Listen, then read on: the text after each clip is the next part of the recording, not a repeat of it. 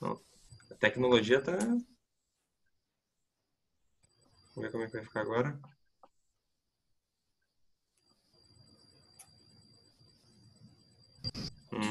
Entendi. Deixa eu ver uma coisa aqui.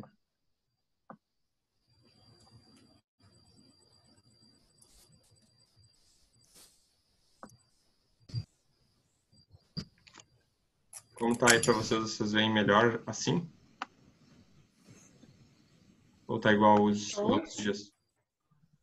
Não, tá diferente. no meio. Só que aí a Tá gente bem no não meio. pode colocar todo mundo.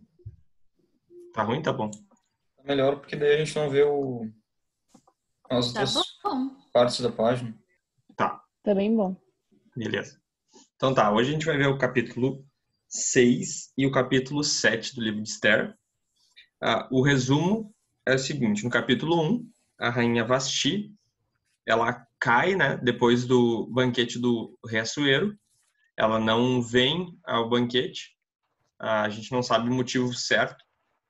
A gente pode imaginar que o rei queria fazer alguma coisa ruim com ela e ela nega esse pedido. E depois o desdobramento é que ela perde o reinado, né?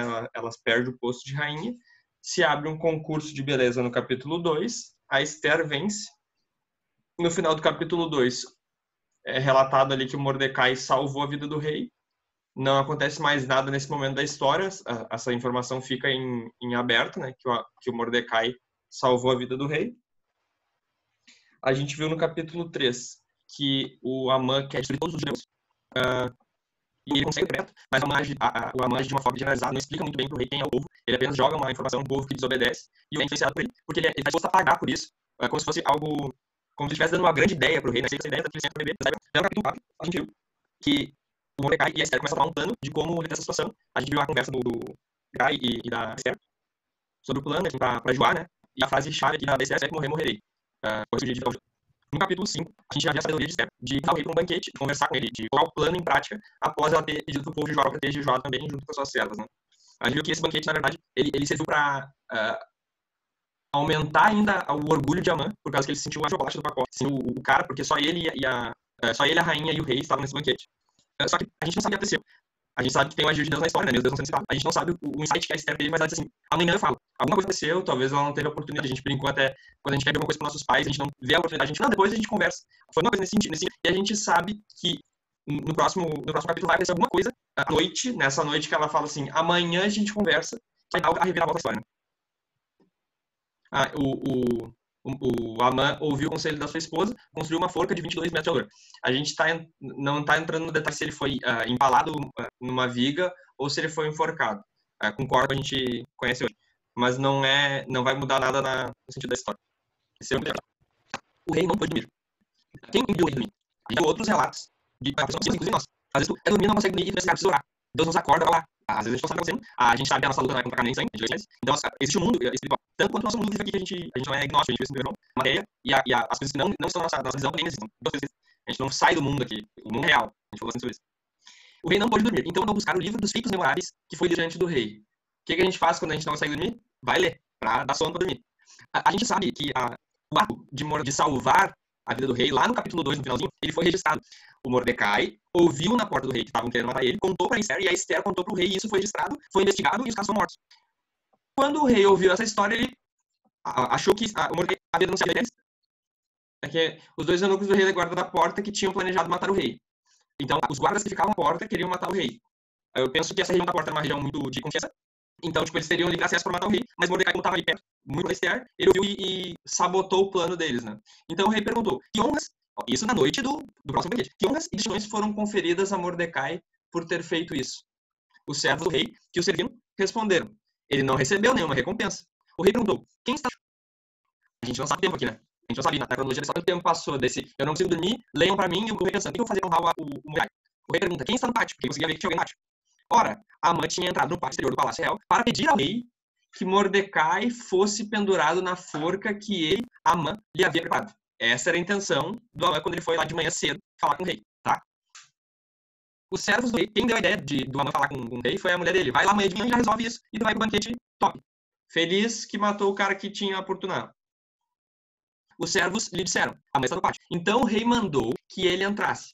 Amã entrou, e o rei lhe perguntou, olha só, o que você acha que deveria ser feito ao homem a quem o rei deseja honrar?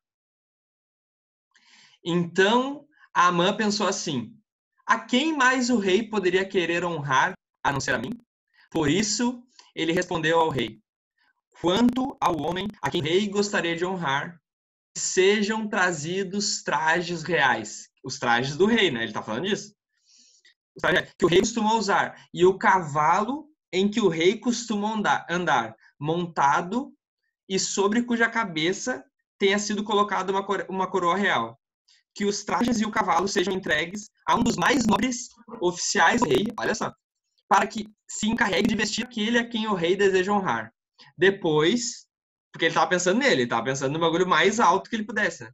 Depois que o leve a cavalo pela praça da cidade, proclamando em voz alta, é isto que se faz ao homem a quem o rei deseja honrar. Então o rei disse a Amã, vá depressa, pegue os trajes e o cavalo, e faça com o judeu Mordecai tudo o que você falou. Ele está sentado junto à porta do rei, e não omita coisa nenhuma de tudo o que você falou. Cara, aqui, pra mim, assim, não tem como negar a presença de Deus nisso aqui. Tipo, a ironia, o deboche e aquela questão do o humilde será exaltado e o orgulhoso será humilhado, sabe? Resistido, né? Deus resiste ao soberbo. Tá explícito aqui que Deus está agindo aqui. E uma aplicação para mim, ainda mais do que ele tem compartilhado com vocês, é o que tu deseja para o outro? O que tu deseja para o outro? Essa é a pergunta. O que tu deseja para o outro? É o que tu deseja para ti? Essa é uma excelente pergunta. Porque quando o profeta Natan, eu ia falar Naamã, mas Naamã não tem. O Natan vai falar com Davi, ele fala assim, existe um certo homem que tinha tudo que ele queria, entendeu? Ele conta uma história pro Davi e o Davi tá pensando, ele não tá falando de mim, ele tá falando de uma outra pessoa, de uma terceira. Ele fala o quê? Esse cara tem que morrer, tem que matar ele, porque ele fez um ato muito pecaminoso. O Davi fala isso pro Natan. E o Natan fala o quê? Esse homem, tu é o homem que fez isso. Então, nós, até porque hoje no Twitter, misericórdia pra mim, justiça pros outros. A gente pensa assim, misericórdia pra mim, justiça pros outros. Os outros que se ferrem, eu quero misericórdia. A palavra de Deus diz que nós temos que ser misericordiosos com os outros. Demonstrar amor com os outros. Que era o que Jesus fazia. Que é o que Jesus faz com a gente. Se ele fosse agir não por misericórdia, nosso destino seria a morte. Então, nós somos salvos por misericórdia. Então, aqui fica o que tu deseja pro outro. Eu quero humilhar, eu quero destruir, eu quero que ele se ferre. Ah, é? Ah, tá, entendi. Faz isso contigo. Entendeu? É mais ou menos esse raciocínio do próximo, que é o que norteia a nossa fé, né? Amor ao próximo. Vamos lá. Imagina, porque assim, ó, aqui o Amã sabe com quem ele tá falando. A gente lê a história super distante do momento. Mas tu recebeu uma ordem do rei, era tipo assim, ó, ou tu obedece, ou tu morre, entendeu?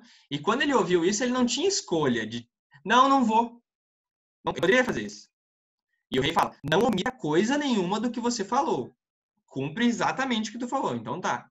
Amã pegou os trajes e o cavalo, vestiu Mordecai, olha o nível, meu. Vestiu Mordecai e o levou a cavalo pela praça da cidade, proclamando em voz alta. É isso que se faz ao homem a quem o rei deseja honrar. Tipo, meu, o cara ia ser morto na forca agora, nesse momento. 12. Depois disso, Mordecai voltou para a porta do rei, enquanto Amã foi correndo para casa, angustiado e de cabeça coberta. Aquela coisa que o Mordecai fez de cobrir a sua cabeça com um saco, era o costume de, tipo assim, meu, luto, tá ligado? Que a gente bota no Facebook agora o luto na capa do perfil ali, na foto de perfil. O 13. Amã contou a Zeres, a sua mulher, e a todos os seus amigos o que tinha acontecido com ele. Olha só, essa aqui, ó. Então os seus amigos, que eram sábios.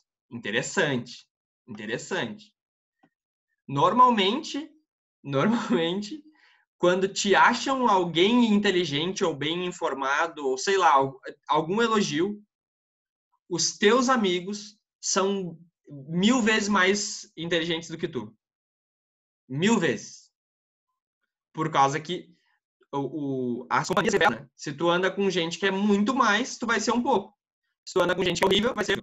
Então, os sábios o rei tinha os seus sábios, o Amã também tinha os seus sábios. E essa mulher disseram, se Mordecai, diante do qual você começou a cair, olha só, se Mordecai, olha a colocação, se Mordecai, diante do qual você já começou a cair, é da descendência dos judeus, você não conseguirá fazer nada contra ele. Você certamente será derrotado. Enquanto eles ainda falavam com ele, os eunucos do rei chegaram e, sem demora, levaram Amã ao banquete de Ester, ao banquete que Ester havia preparado. Vocês pegaram que, tipo assim, ó, ele estava todo faceiro que ele ia pro banquete. Vou matar o Amã, o Mordecai, e vou pro banquete faceiro. Agora o nível era tipo assim, meu, já não quero mais. Já não quero mais saber desse banquete. Porque eu vou acabar me ferrando. Os eunucos foram lá e falaram, vamos, tu foi convidado, tá na agenda, tu tem que ir no banquete. Daí ele teve que ir, porque ele foi obrigado. Agora vamos pro 7. Capítulo 7. Ester denuncia Amã. O mesmo dia que o Mordecai foi Amã, era o dia do banquete, o segundo banquete. Então a gente já teve vários banquetes aqui, durante a história. São 10 banquetes no livro todo de Ester. Não sei qual que está aqui. Deve ter o 4 ou o 5. O rei... Banquete é vinho e comida, né? O rei foi com Amã ao banquete da rainha Ester. No segundo dia, durante o banquete do vinho, ó, lembra isso aí? Durante o banquete do vinho, o rei perguntou a Ester, porque eu penso assim, um ambiente confortável, entendeu? Relaxado, o rei tá de boa, porque na cabeça dele, vai um povo lá que eu nem sei quem é, entendeu? Vai um povo que o Amã pediu e eu já até esqueci disso. Eu assinei o documento, dei o sinetezinho, tá resolvido, não tô nem aí. Vamos comer e vamos ver o que a Ester quer. Essa é a profissão do rei. Ameaça de alguma coisa, a figura política exemplar aqui quer me pedir alguma coisa, vamos ver o que é, deve ser algo importante, né?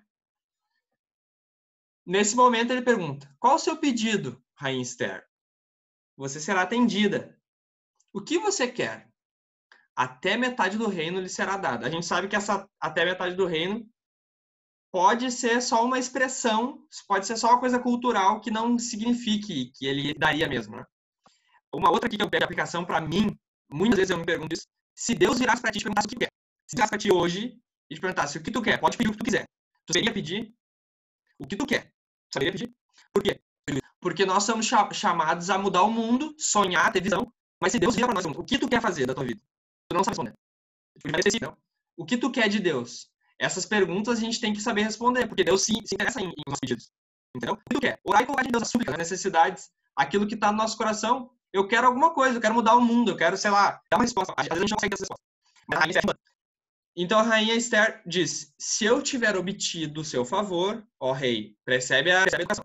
E se for do agrado do rei, que a minha vida seja a resposta ao meu pedido. Tipo assim, eu tô me colocando à disposição até de morrer, se for necessário, o meu pedido aqui que eu vou fazer. Momento de tensão na história, porque aqui o rei podia rejeitar e ela morrer. Esse é o tema que está aqui. E que, como desejo, eu possa ter o meu povo.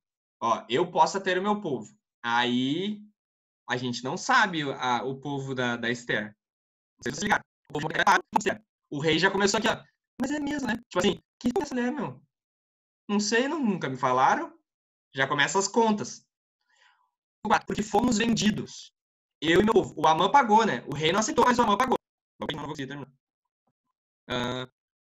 Fomos vendidos, eu e meu povo, para sermos destruídos, mortos e aniquilados de vez. Se ainda nos tivessem vendido como escravos e escravas, eu me calaria, pois não valeria a pena incomodar o rei por uma coisa dessas. Aqui, a Esther está mostrando assim, ó, eu entendo de economia. Eu entendo que não foi um bom negócio para ti, rei, ter feito isso. A gente é muito numeroso. Se tu tivesse nos tomado como escravo, isso seria ótimo para o teu reinado. Agora, nos matar, a conta não se fecha. A conta bate. É isso que ela... Porque tem um povo aí. Mas qual é o povo? O Amã falou isso. Ela está dizendo. O judeu. O povo. Se tu fizer isso, tu vai vai estar sendo prejudicado mais ainda nos cofres do reino. Então o rei Assuero perguntou a Esther: quem é esse cujo coração o instigou a fazer uma coisa dessas? Onde está esse homem? O cara tá na mesa. O cara tá ali. Ela tá sendo muito corajosa, muito corajosa. Então o rei Assuero... Esther respondeu: o adversário e inimigo é este malvado Amã. Então ela ficou apavorado diante do rei e da rainha. O rei, no seu furor, se levantou do banquete do vinho e passou para o jardim do palácio. Tipo assim, vou esfriar a cabeça, não mato esse cara agora. Vou matar ele aqui na frente da Esther. Saiu. Eu penso que o Amã não sabia também a linhagem da Esther. Ele não sabia que ele estava indo contra a rainha. Provavelmente ele não iria. Provavelmente ele não ia bater força com a Esther. Ele se ferrou completamente. Né?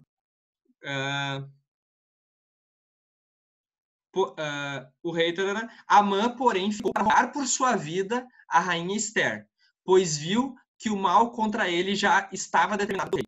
E ele se ferrou mais ainda. Quando o rei voltou do jardim do palácio para a casa do banquete do vinho, Amã tinha caído sobre o divã em que se achava Esther.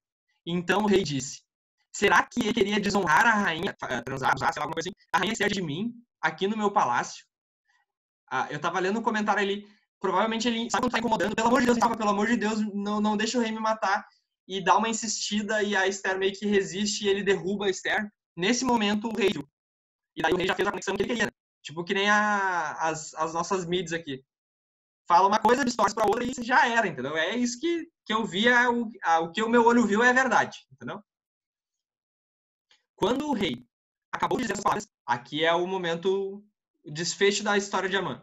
Cobriram o rosto de Amã. Então, Arbona, um dos que serviam o rei, disse: eis que existe, junto à casa de Amã, a forca de 22 metros de altura que ele preparou para Mordecai, aquele que havia falado em defesa do rei.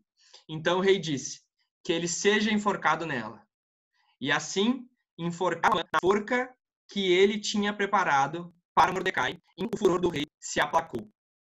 Imagina, tu grandão, tipo, se achando, o final da tua história saca na tua cabeça. A gente pode conectar com o inferno aqui, tipo, a gente tem que ler a Bíblia como um livro espiritual também. A resistência do orgulhoso em não aceitar o sacrifício de Jesus é o inferno, a gente sabe que é isso, está revelado na Escritura. A condenação, né? Aquele que não crê já está condenado, as palavras do Senhor Jesus. E a gente também não pode, como a gente viu em Efésios, personificar o mal. A gente não pode fazer isso, isso é pecado. A gente tem que ver as pessoas como objetos que estão sendo influenciadas pelo pecado, pelos principados, pelas potestades, pelas obras de Satanás, que estão presas nos seus próprios pecados. É assim que a gente tem que ver. Porque os nossos inimigos não são de carne e sangue. É isso que Paulo vai nos ensinar. E a gente tem Jesus olhando para o Velho Testamento e dizendo: lá foi falado olho por olho, dente por dente. Mas eu estou dizendo para vocês: amem os seus inimigos. Tenham amor aos seus inimigos. Demonstrem misericórdia. Mas vão te apedrejar. Demonstra misericórdia. Mas vão te ficar. Perdoa porque não sabem o que fazem. Porque quando Jesus chega, a gente já falou sobre isso, ele aumenta o nível do amor de uma forma que só pela graça pra gente conseguir. Entendeu? Porque a gente tem raiva de fazer justiça com as próprias mãos. Mas o que a gente sabe é a misericórdia e a face, a dar a mão, a ajudar a misericórdia. A gente comemora, bem feito, Amã. Mas se a gente for ler na perspectiva do Evangelho nos ensina, coitado do Amã. Assim, infelicidade, não? Total infelicidade. A gente até falou ontem, depois que a gente ajudou a Esther. Alguma coisa nesse sentido. Que a história de não simplesmente o próprio diabo da gente, Deus. Essa felicidade que a gente acabou de ler.